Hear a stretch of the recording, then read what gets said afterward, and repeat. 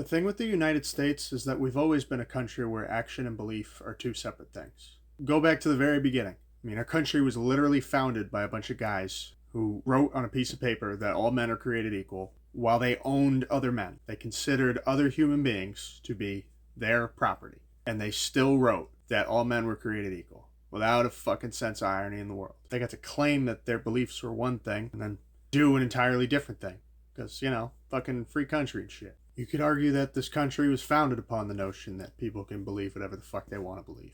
Truth is, that's always been a problematic system, and it's a big part of the reason why this country has never lived up to its promise to all of its citizens. But now we have social media, and what that means is that everyone's beliefs are now public knowledge. Well, anyone who chooses to make them public knowledge, which, turns out to be a hell of a lot of us. But really, that's all it is, right? Social media is just thinking out loud.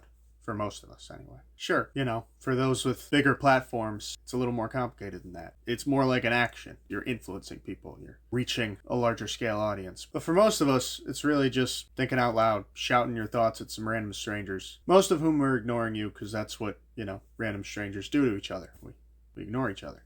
And all of this has now led to the current climate where I would say we're getting into the territory where we're now starting to try to police each other's beliefs. And it's not entirely unwarranted. I mean, when someone believes that you don't have a right to exist, and when the founding document of this country, everything it's based upon says that you do have a right to exist, those two ideas are inherently at odds with each other. And they're never really going to be able to coexist forever. It's going to have to be addressed. I don't really know what we do about all this exactly, but I do know that you're never going to change anyone's mind by telling them their beliefs are invalid.